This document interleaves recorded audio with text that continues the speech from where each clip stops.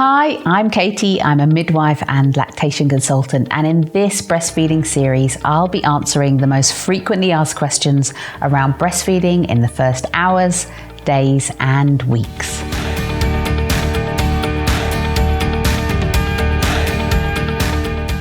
For some babies, depending on the type of birth they've had, the medications during labour, or perhaps they've had jaundice, latching on may not be as easy as for other babies.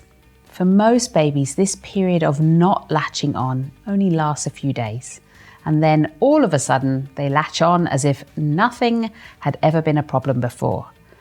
But it can feel quite distressing when you have a baby who either doesn't wake or only spends a few seconds at the breast before falling asleep, or your baby is screaming every time they come to the breast, and it feels absolutely heartbreaking. All any new mum wants to do is put her baby to the breast and for them to both enjoy the feed.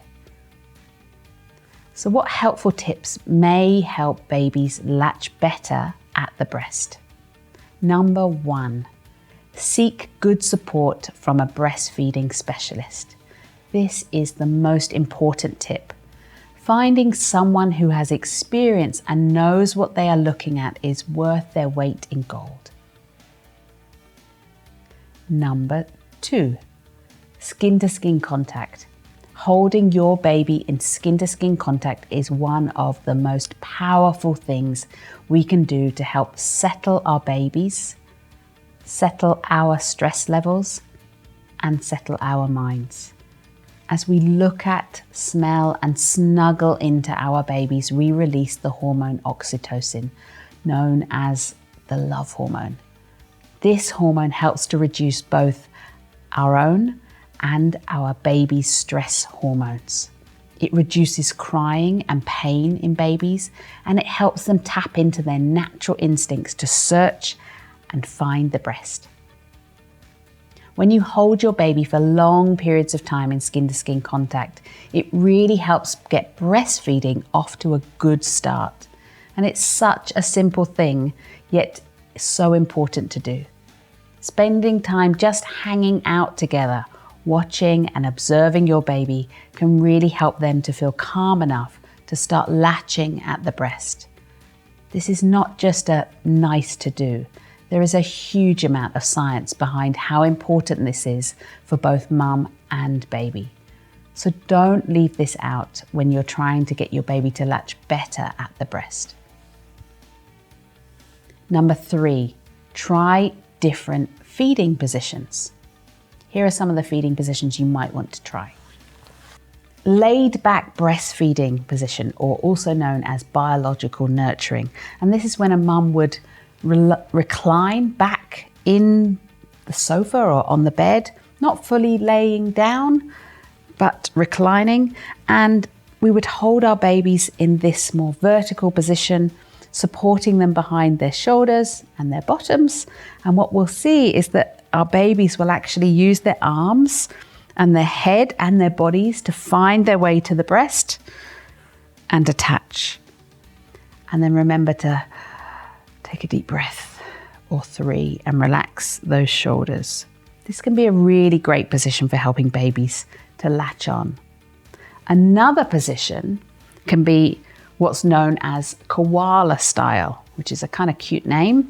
And it's when we're actually sitting more upright, and so is our baby sitting up on our lap. And again, we support the baby behind the shoulders and their bottom, and we allow the baby to attach this way. Another position might be known as the underarm hold or football hold, and this is when we bring our babies around in this sort of underarm position. Again, this can help some babies attach better to the breast. Make sure you talk to your breastfeeding specialist about getting some more support and help with these breastfeeding positions. Tip number 4, your healthcare provider may recommend that you try a nipple shield. This will likely be recommended only if your milk has come in. A nipple shield can help some babies stay attached at the breast, especially if, for example, a mother has flat or inverted nipples, or perhaps for some babies who have had a tongue tie and cannot maintain a latch. but a breastfeeding specialist will assess whether this is right for you and your baby, and will use these other tips first before they introduce a nipple shield. Tip number 5, ensure that you switch on your milk-making cells by pumping a minimum of 8 times in 24 hours until your baby is breastfeeding well. It's important to initiate and build your milk supply from as soon as the first 3 hours after birth if your baby is unable to breastfeed. And thereafter, it is recommended to continue pumping 8 times in 24 hours to help you bring in your milk, as well as build up your milk volumes, ensuring you have enough milk for now and the future. Once your baby is breastfeeding well, you will no longer need to pump. Just relax and breastfeed. Remember, during this difficult time, seek as much support from breastfeeding specialists as you can, but also be kind to yourself, get rest, enjoy having lots of lovely cuddles with your baby, and let those people around you shower you with love, provide you with yummy food, give you hugs when you need them, and dry your tears.